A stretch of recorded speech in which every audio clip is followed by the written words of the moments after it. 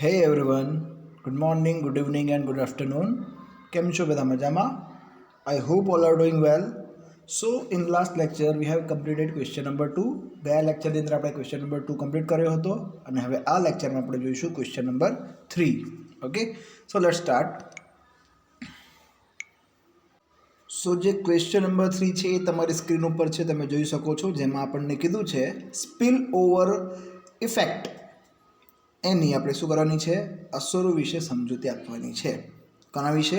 Spill over effect આવે છે એના વિશે આપણે સમજૂતી આપવાની છે. આ સ્પિલ ઓવર શબ્દ તમારા માટે નવો છે. ઓકે, તો સ્પિલ એટલે શું, સ્પિલ ઓવર ઇફેક્ટ એટલે શું, તો એના વિશે આપણે હવે સમજૂતી એના આન્સરમાં મેળવીશું. ઓકે, સો સૌથી પહેલાં આપણને કીધું છે સ્પિલ એટલે કે ફેલાવવું, અથવા તમે બે શબ્દમાં શું કહી શકો છો? પ્રસરવું. ઓકે, કંઈક વસ્તુ ઢોળાઈ જાય તો શું થઈ જાય છે? ફેલાઈ જાય છે. તો એને આપણે શું કહીએ છીએ? સ્પિલ કહીએ છીએ. તો સ્પિલ ઓવર અસર એટલે જે ઘટનાનો સારો ઝડપથી ફેલાઈ જાય. શું થઈ જાય? કોઈ ઘટના થઈ હોય જે શું થાય છે? એકદમ ઝડપથી ફેલાઈ જતી હોય. ફોર એક્ઝામ્પલ, અત્યારે તમારા માટે બેસ્ટમાં બેસ્ટ એક્ઝામ્પલ કયું છે સ્પિલ ઓવરનું? તો એના માટે બેસ્ટ એક્ઝામ્પલ છે કોરોનાનું. જે તમે જાણો છો કે કોરોના 1 વર્ષની અંદર ઓલ ઓવર વર્લ્ડમાં કેવી રીતે ફેલાઈ ગયેલો છે. તો એ પણ શું કહી શકાય? One type of spill over effect કહી શકાય છે. કોઈ પણ આર્થિક ઘટનાની દેશ કે વિદેશના અર્થતંત્રોને પર પડતી અસરો એટલે કે સ્પિલ ઓવર અસર કહેવામાં આવે છે. એટલે કે સપોઝ આપણા દેશમાં કંઈક થયેલું હોય અને આપણા દેશથી સંબંધ ધરાવતા બીજા કોઈ અન્ય દેશ ઉપર એ જે ઘટના થઈ છે એની અસર જોવા મળે તો આપણે એને શું કહીશું? સ્પિલ ઓવર ઇફેક્ટ કહીશું. ફોર એક્ઝામ્પલ, આપણે આજે કોરોનાની વાત કરી તો કોરોના મેઇન ચાઇનામાંથી એનું શું થયેલો છે? ઉદ્ભવ થયેલો છે. પરંતુ એની અસર આખા વિશ્વને થયેલી છે. તો આપણે કહી શકીએ છીએ કે જે કોવિડ છે, કોરોના છે, એ પણ શું છે? સ્પિલ ઓવર ઇફેક્ટનું જ એક એક્ઝામ્પલ છે. ઓકે, તો આની અસર હકારાત્મક અથવા તો નકારાત્મક જ હોઈ શકે છે. અને આપણને ખબર છે કે કોરોનાની આપણને શું જોવા મળે છે?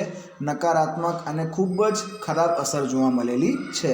ઓકે, પછી આપણને આપેલું છે અર્થતંત્રના સંદર્ભમાં સ્પિલ ઓવર અસર. હવે જે આપણું અર્થતંત્ર છે, ઇકોનોમિક્સ છે, એના સંદર્ભમાં સ્પિલ ઓવર અસર કઈ રીતે આપણને અફેક્ટ કરતું હોય છે એની વાત કરવામાં આવેલી છે. સો એમાં સૌથી પહેલી વાત કરી છે આપણા રાષ્ટ્રના સંદર્ભમાં. સો ઇન દેટ અર્થશાસ્ત્રના સંદર્ભમાં કોઈ એક દેશમાં એક ક્ષેત્રમાં બનતી ઘટના અન્ય ક્ષેત્રે સ્પિલ ઓવર અસર થઈ સમગ્ર આર્થિક વિકાસની પ્રક્રિયાને શું કરે છે? અસર કરે છે. એટલે કે ફોર એક્ઝામ્પલ, કોઈ એકાદું દેશ છે, એ દેશની અંદર કોઈ એકાદો ઉદ્યોગ છે, એમાં કોઈ જાતની પ્રોબ્લેમ થઈ તો એના કારણે એ દેશના જે જુદા જુદા બિઝનેસ છે કે જે એ બિઝનેસ સાથે કનેક્ટેડ છે તો એમના ઉપર પણ શું થયેલી જોવા મળશે? આપણને અસર થયેલી જોવા મળશે. ઓકે, ફોર એક્ઝામ્પલ, તમને દાખલા તરીકે પણ આપેલું છે, બુકમાં પણ તમે જોઈ શકો છો અને સ્ક્રીન ઉપર પણ તમે જોઈ શકો છો, જેમાં આપણને કીધું છે કે દેશમાં લોખંડ પોલાદનો ઉદ્યોગ સ્થાપવામાં આવે તો તેની બેકવર્ડ અસરથી કાચું લોખંડ, મેંગેનીઝ વગેરેની ખાણ છે, ખાણ નથી, પ્રિન્ટિંગ મિસ્ટેક છે, ધ્યાન આપજો. એટલે કે જે લોખંડ છે એની અથવા તો પછી મેંગેનીઝ છે એની જે ખાણો આવેલી છે તો એ ઉદ્યોગોને શું મળશે? આપણને વેગ મળતો જોવા મળશે. જ્યારે આ ઉદ્યોગ દ્વારા બનતી જે મશીનરી છે એનાથી ફોરવર્ડ અસરથી અન્ય ઉદ્યોગોનો વિકાસ શક્ય બને છે. આ કોના સંદર્ભમાં વાત કરવામાં આવેલી છે? રાષ્ટ્રના સંદર્ભમાં વાત કરવામાં આવેલી છે. ઓકે, આઈ હોપ તમને આ રાષ્ટ્રના સંદર્ભનો જે ક્વેશ્ચન છે, જે ટોપિક છે, જે પોઈન્ટ છે એ ક્લિયર થઈ ગયેલો હશે. બુકમાં પણ તમને આના વિશે થોડી વિગતવાર વસ્તુ આપવામાં આવેલી છે. તમે એક વખત ફક્ત ગો થ્રુ કરજો તો તમને ઓટોમેટિકલી આ જે ક્વેશ્ચન છે, જે ટોપિક છે એ ક્લિયર અપ થઈ જશે. એમ તો સહેલો જ ક્વેશ્ચન આપણને આપવામાં આવેલો છે, સ્પિલ ઓવર ઇફેક્ટ. ઓકે, સો હવે આપણને કીધું છે આંતરરાષ્ટ્રીય સંદર્ભમાં. કોના સંદર્ભમાં?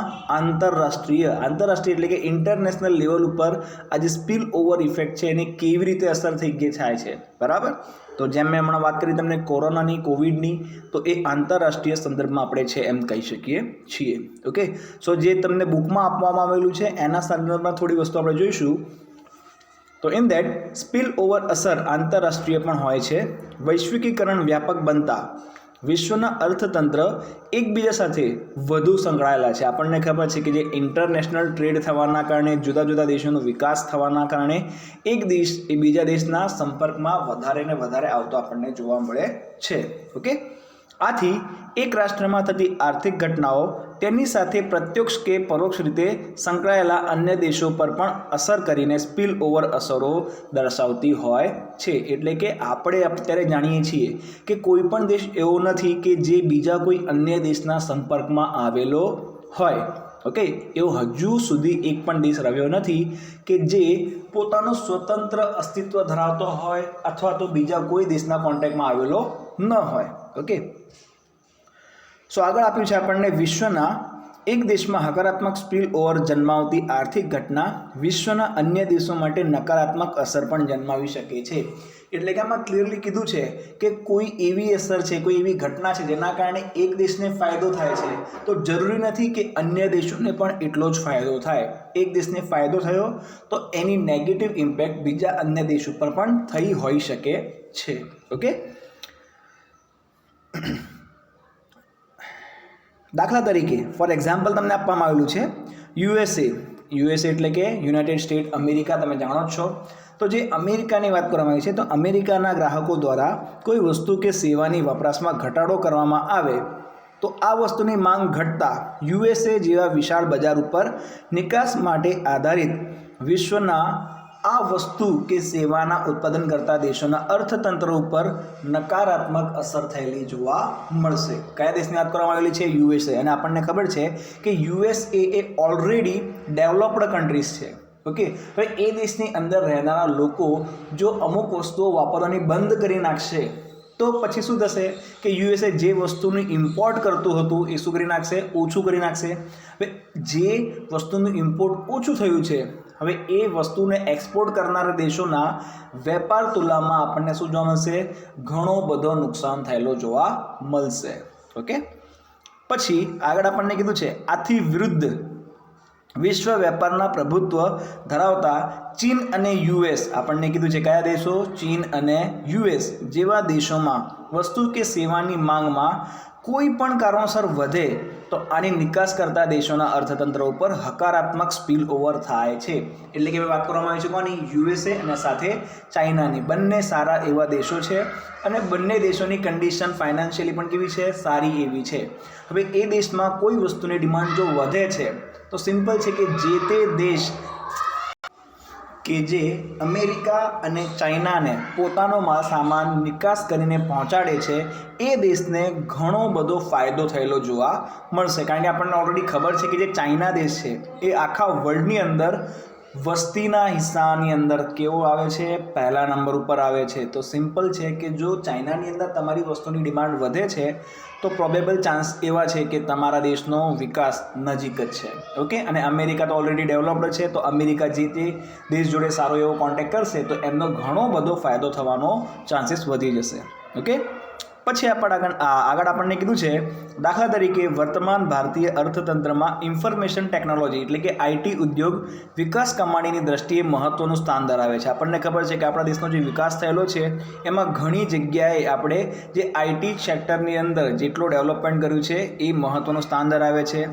આપણી આઈટીની સેવા યુએસએ જેવા દેશોની મુખ્યત્વે નિકાસ થતી હોવાથી યુએસએની સરકાર આઈટી અંગે કોઈ પણ આર્થિક નિર્ણયો લે તો તેની ભારતના આઈટી ઉદ્યોગ ઉપર સ્પિલ ઓવર અસરની સૌથી વધુ અસર પડશે. કારણ કે આપણો દેશ શું કરે છે? આઈટીમાં સારો એવો આગળ આવી રહ્યો છે અને આપણા માટે આઈટી આપણે જે એક્સપોર્ટ કરીએ છીએ એ કોને કરીએ છીએ? અમેરિકાને. હવે સપોઝ આપણા જે અમેરિકાની અંદર સરકાર આઈટી રિલેટેડ કોઈ પણ જાતના રૂલ્સ ને રેગ્યુલેશન બહાર પાડે છે તો એમાં સૌથી વધારે પડતી અસર કોને થશે?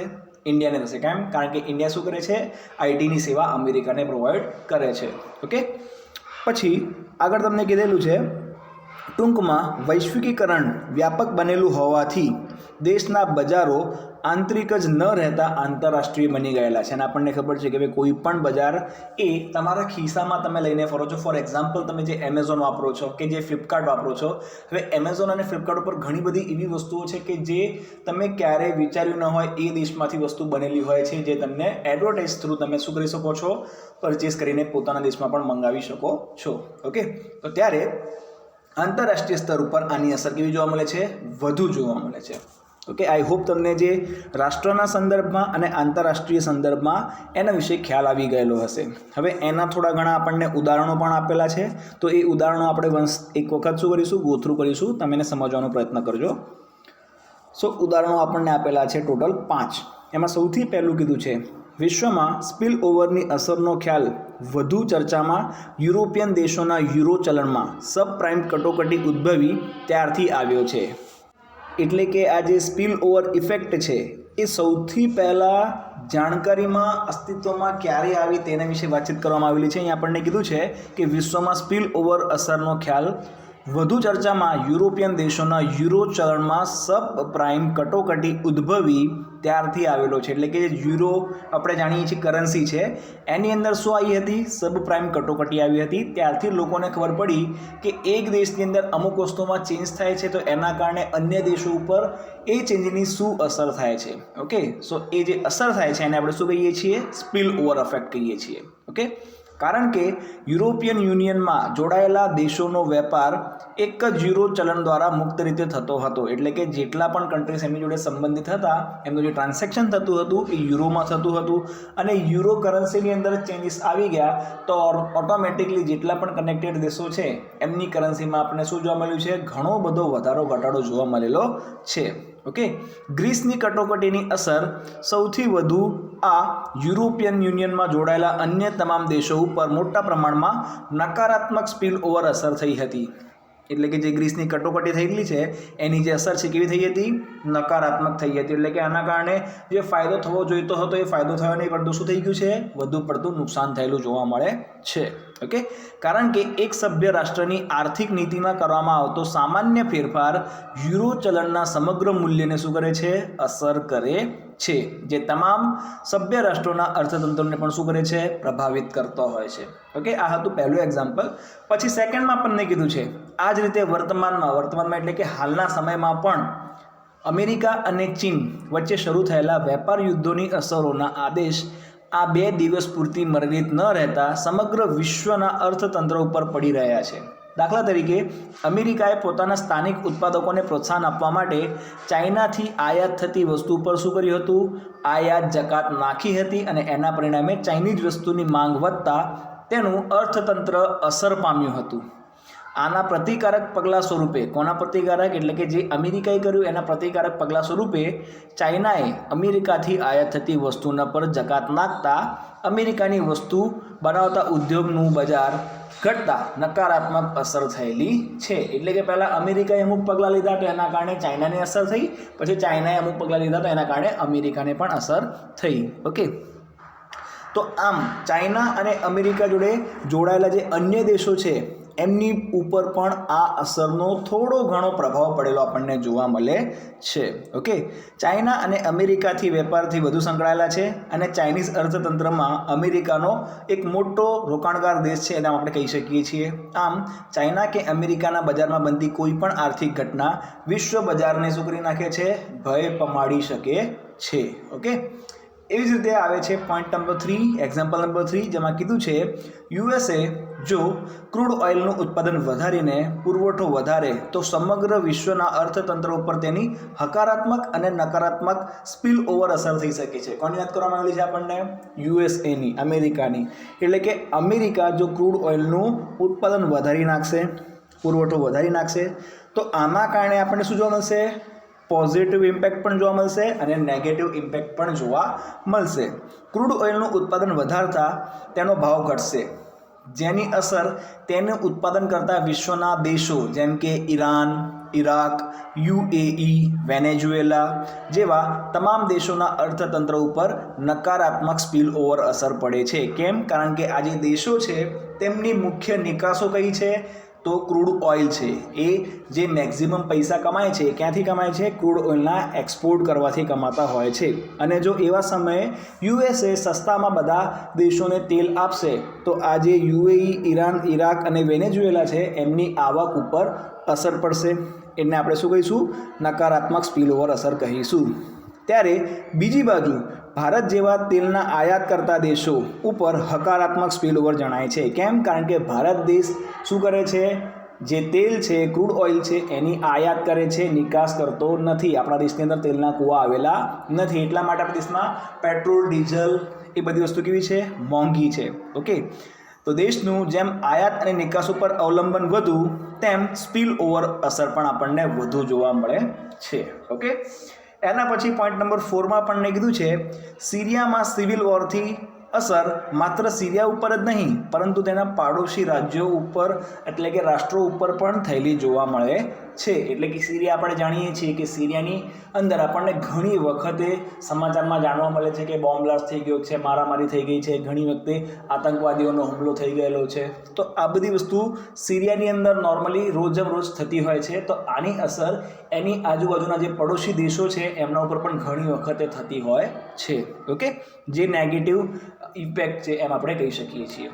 અને એવી જ રીતે લાસ્ટમાં નંબર 5માં કીધું છે ભારતમાં જો ટકાઉ આર્થિક વિકાસ થાય તો તેની અસર ભારત ઉપરાંત સમગ્ર એશિયાના દેશો ઉપર પણ થશે. એટલે કે જો ભારતની અંદર ડેવલપમેન્ટ થશે તો ઓટોમેટિકલી એની અસર આપણા આજુબાજુના જે પાડોશી દેશો છે એમને પણ સારી એવી ફાયદાકારક અસરો જોવા મળશે કે જે સમગ્ર એશિયામાં હકારાત્મક વિકાસને શું કરશે?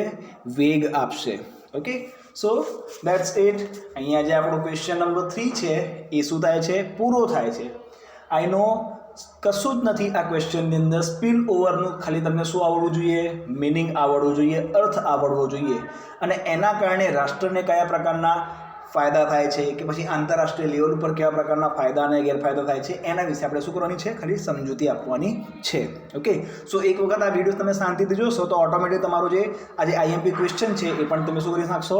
ઓટોમેટિકલી સમજી પણ જશો. ઓકે, સો આઈ હોપ તમને વિડીયો ગમ્યો હશે, ક્વેશ્ચન તમને આવડી ગયો હશે. સ્ટીલ જો તમને કોઈ પણ જાતનો ડાઉટ હોય કે ક્વેરી હોય તો તમે કમેન્ટ બોક્સમાં કમેન્ટ કરીને પણ મને જણાવી શકો છો. ઓકે, સો હવે મળીએ આપણે in the next lecture. Till then, read hard, study hard, bye bye and take care.